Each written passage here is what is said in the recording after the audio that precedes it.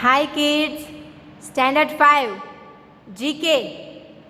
Take out your textbooks. Open chapter number 8, page number 8. Ready? Wonders of the ancient world. दुनिया के famous, जो प्रख्यात है अजायबीज की तरह, आगरा का ताजमहल किस तरह से फेमस है, उसी तरह ये फेमस एंशियंट वर्ल्ड वंडर्स हैं सब। चलिए, ancient writers describe 7 majestic construction to help tourists of their time find places to visit. ये पुराने ज़माने में खोजी गई थी जहाँ उस वक़्त सब लोग घूमने जा सके, टूरिस्ट आ सके। These structures are now known as the 7 wonders of the ancient world. पुराने ज़माने के 7 wonders में इनको सबको माना जाता है। Only one of them exists today. अब इन सब में से अभी सिर्फ एक ही हाजिर है, एग्जिस्ट करता है, बाकी सब डिस्ट्रॉय हो गए हैं किसी ना किसी वजह से। However, these sites still fascinate curious mind. लेकिन अभी भी ये जगह ऐसी है कि कई लोगों को यहाँ पे खींचती है कि वहाँ क्या था, कैसा था, भले हो कि ना हो, लेकिन देखने जाना चाहिए। Read the description given below and fill in the blanks using the given clues. यहाँ पे आपको फोटोज दिए गए हैं, पिक्चर्स दिए गए हैं, उनके नीचे उनके बारे में कुछ ना कुछ बताया गया है और यहाँ पे क्लूज दिए गए हैं। तो आपको ढूंढना है कि ये जगह, ये चीज़ कहाँ की है, कौन सी है। आया समझ में सबको? चलिए, first, this was a large indoor sculpture made of ivory and beaten gold. It was about 13 meters tall. ये एक बड़ी, दिख रहा है आपको, बड़ी प्रतिमा है, मूर्ति है एक बड़ी, इंडोर मतलब अंदर बनाई हुई, made of ivory and beaten gold. Ivory मतलब हाथी दांत, एलिफेंट टीथ, जो एलिफेंट हाथी होते हैं उनके दांतों से बनाई गई है। एंड बीटन गोल्ड, और पीटा हुआ गोल्ड, सोने को पीट के, उसे कूट के इसकी प्रतिमा बनाई गई है। और ये 13 मीटर लंबी है। कितनी बड़ी है ये? 13 मीटर। कौन सी है ये? Statue of Zeus, Olympia, Greece की है। इसमें आएगा ई, 1 में आएगा E, statue of Zeus, Olympia, Greece. Okay. Second, this temple was one of the largest in ancient Greece. प्राचीन ग्रीस का सबसे बड़ा मंदिर है ये। Built to honour a Greek goddess, इसे बनाया गया था ग्रीस माता, ग्रीक की माता के लिए, जो उनकी गॉडेस है, उनकी भगवान के लिए बनाया गया था। कहाँ पे? ग्रीस में। अब वो जगह कौन सी है? Great pyramid of Giza. क्या है? Great pyramid of Giza, D, 2 में आएगा डी। चलिए, third, it is the oldest and the only one of the 7 wonders of the ancient world to survive. इन सभी 7 अजायबी में से ये ओनली एक ही ऐसी है जो अभी है हाजिर में। It is the largest stone structure ever built. ये एक ही पत्थर में से बनाया हुआ स्ट्रक्चर है, सबसे बड़ा। या आपको दिख रहा है पहाड़ जैसा, वो पिरामिड है और एक ही पत्थर में से बनाया गया है। और इन सब में से ये अकेला ही अभी सरवाइव कर रहा है, अकेला ही देखने जैसा है। कहाँ पे है ये? Temple of Artemis, Ephesus, Turkey में है। जी 3 में आएगा जी। चलिए आगे 4, दिस मौसलम मतलब मकबरा, made of marble and was 45 meters high. ये मार्बल से बना हुआ है और 45 मीटर लंबा है। It was destroyed in an earthquake, जब अर्थक्वेक आया था तभी ये डिस्ट्रॉय हो चुका है। कहाँ पे है ये? मौसलम एट हेलिकार्नेसस, टर्की, ये भी टर्की में ही है। ओके चलिए next. They were a series of magnificent terrace gardens made of bricks that were glazed and brightly colored। ये एक श्रृंखला है, मतलब एक लाइन है, सीरीज है, जो कि मैग्निफिसेंट, सबको आकर्षित करती है टेरेस गार्डन की वजह से। Made of BRICS that were glazed, और ये ब्रिक्स जिस तरह आपको ये पिक्चर में दिख रहा है उसी तरह से ये बना हुआ है और अपने ब्राइटनिंग कलर की वजह से सब में जाना गया है। ये कहाँ पे है? Hanging garden of Babylon, Iraq. Hanging garden है ये इराक में। चलिए next. It was a bronze statue of the Greek sun god Helios and was about 30 metres toll.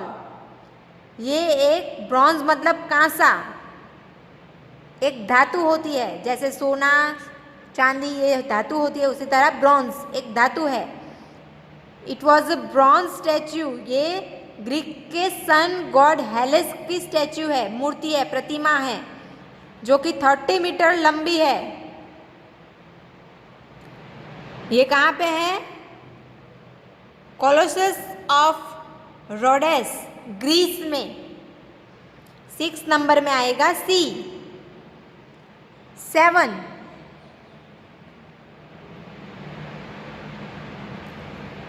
it was the world's first non-lighthouse located on the island of Faros, 120 meters high and made of marble। ये दुनिया का सबसे पहला light house है जो कि फारोस island में located है और ये 120 मीटर लंबा है, जो कि मार्बल से बना हुआ है। आया समझ में सबको? तो ये सारे थे 7 वंडर्स जो कि एशियंट वर्ल्ड के थे, मतलब प्राचीन ज़माने के, अभी के नहीं हैं। अभी के 7 वंडर्स तो आप जानते हैं, है ना? ये प्राचीन ज़माने के 7 वंडर्स हैं। आ गया सबको समझ में? चलिए next page, chapter number 9, the Titanic. सुना है ना सबने टाइटैनिक के बारे में? मूवी भी आई है, शायद आपने देखी हो। तो उसके बारे में यहाँ पे कुछ इन्फॉर्मेशन दी है जो कि हम देखेंगे। Many of you must have seen the 1997 film Titanic. बोला ना मैंने अभी, आप में से कई लोगों ने टाइटैनिक फिल्म देखी है ना? Directed by James Cameron. James Cameron ने ये फिल्म बनाई थी। The film is based on the ill fated ship the RMS Titanic. ये फिल्म बेस्ड थी टाइटैनिक के ऊपर, जो कि एक शिप है, which sank after it hit an iceberg. एक आइस का, बर्फ का जो बड़ा पत्थर था उससे ये टकराया और जो घटना बनी उसके ऊपर ये फिल्म है। किलिंग ओवर 1000 पीपल, हजारों लोग वहाँ पे मर गए। Read on to find out more facts about the ship. अब उस शिप के बारे में थोड़ी और इन्फॉर्मेशन यहाँ पे दी गई है, वो हमें देखनी है। देखिए ये टाइटैनिक है, दिख रहा है आपको, बहुत ही बड़ा दिख रहा है ना। The RMS Titanic was the largest and most luxurious passenger ship of its time। सबसे लंबी, सबसे बड़ी और लग्जरियस, हर सुविधा वाली, अंदर आपको हर वो चीज़ जो आपको चाहिए मिल जाए, ऐसी जो पैसेंजर शिप थी ये अपने ज़माने में, उस टाइम में। The ship was build with 16 water tight compartment on the hull of the ship with doors that would close if water entered them। मतलब कि इस शिप में 16 वाटर टाइट्स कंपार्टमेंट बनाए गए थे।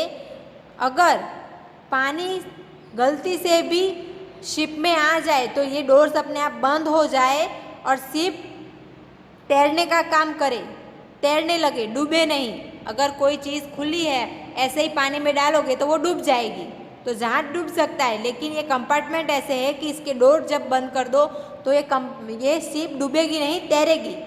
विच was suppose to keep the Titanic afloat, जिसकी वजह से ये टाइटैनिक तैरेगी। This was why the Titanic was considered unsinkable. इसी की वजह से टाइटैनिक को अकल्पनीय बताया गया था कि ये डूबेगी नहीं, इतनी बड़ी है, इतनी भारी है, लेकिन फिर भी इसमें कोई अकस्मात होने की, कोई एक्सीडेंट होने की संभावना नहीं है। अगर गलती से भी पानी अंदर आ जाएगी फिर भी ये सब डोर बंद हो जाएगी और तैरेगी। लेकिन क्या हुआ कि फिर भी वो डूब गई। द एंटायर शिप मेजर्ड, ये पूरी शिप का माप 882 feet and 9 inches in length. इसकी जो लंबाई है, ये लंबाई 882 फीट एंड 9 इंचेस है। 92 feet and 6 inches in breadth, मतलब ये इसकी पौड़ाई, यहाँ से वहाँ तक पौड़ाई इसकी 92 फीट 6 इंच है। और 175 फीट इन हाइट, और इसकी लंबाई 175 फीट है। The Titanic was very well stocked and had everything her passengers could need on board।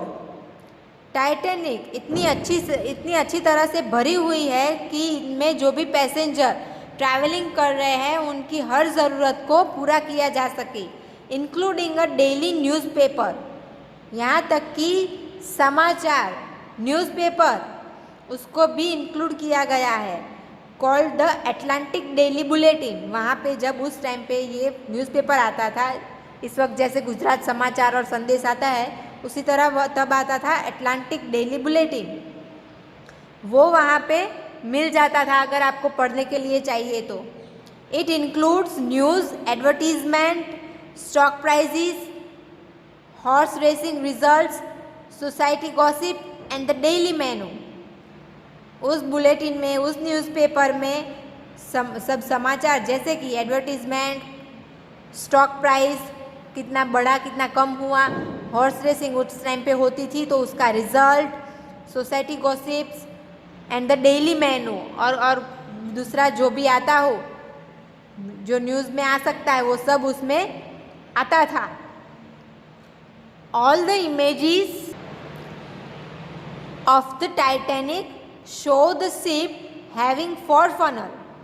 आप कोई भी टाइटैनिक की तस्वीर देख लो, उसमें आपको 4 फनल, मतलब ये जो धुआं निकालने का टनल होता है, फनल होता है, वो 4 दिखेंगे। देखिए यहाँ पे भी 4 है, यहाँ पे भी 4 है ना।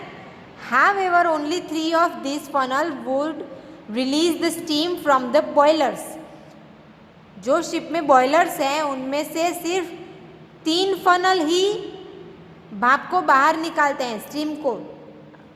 शिप को चलाने के लिए जो बॉयलर होता है उसकी स्टीम को भी निकलना होगा ना, उसको निकालने के लिए फनल बनाए गए हैं। तो वो 4 फनल बनाए गए हैं, लेकिन इनमें से सिर्फ 3 फनल ही हैं जो कि स्टीम बाहर निकालते हैं। While the 4th was just for show. चौथा फनल है वो सिर्फ दिखाने के लिए है। The designers of the ship thought the ship would look more impressive with 4 funnel instead of 3। Titanic को जिसने डिज़ाइन किया है, जिसने बनाया है ये शिप, उन्होंने सोचा कि 3 फनल की जगह पे जब 4 फनल होंगे शिप पे तो वो ज़्यादा आकर्षक लगेगा, इम्प्रेसिव ज़्यादा लगेगा। इसीलिए भले काम 3 फनल ही करते हैं लेकिन फिर भी हम चौथा लगाएंगे ताकि टाइटैनिक की इम्प्रेशन अच्छी पड़े, वो अच्छा दिखे। Starting from the time the lookouts sounded the iceberg alert, मतलब जब साउंड आया कि ये जो आइसबर्ग है, जो कि बर्फ का पत्थर है, वो क्रैक हुआ, गिरने वाला है या फिर टकराने वाला है। The officers on the bridge had only 37 seconds to react before the ship hit the iceberg. Officer के पास ओनली 37 सेकंड्स ही थे कुछ भी करने के लिए।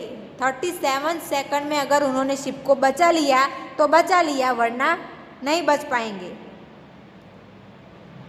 जब उनको पता चला कि ये आइसबर्ग गिरने वाला है तब उनके पास सिर्फ 37 सेकंड्स ही थे रिएक्ट करने के लिए कि मैं क्या करूं क्या ना करूं।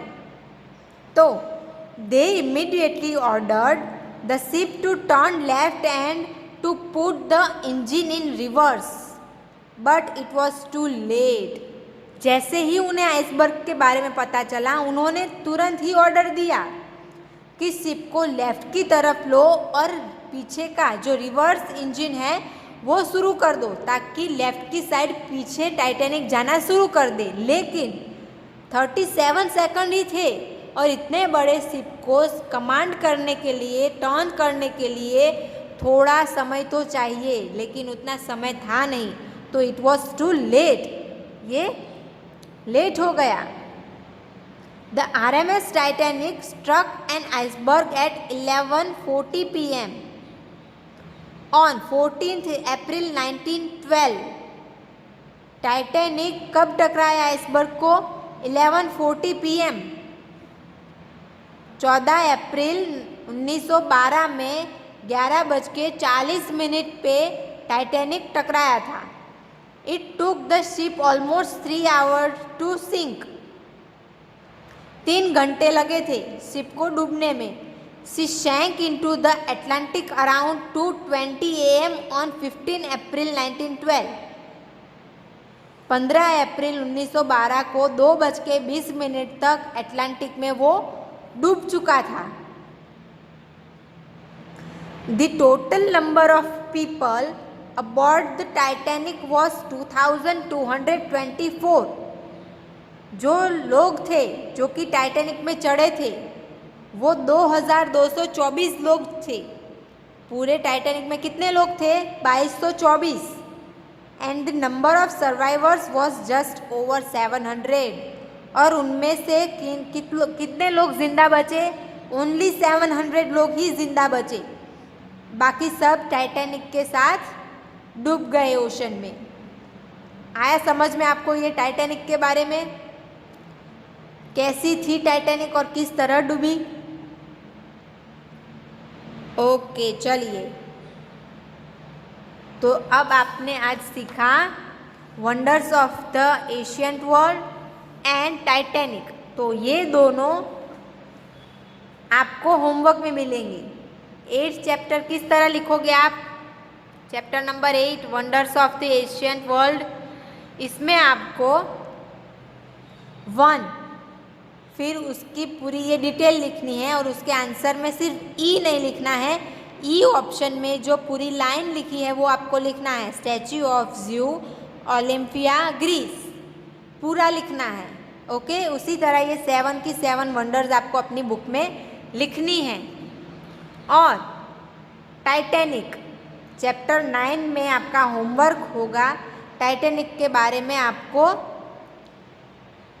6 से 7 लाइन लिखनी है जो कि मेन है।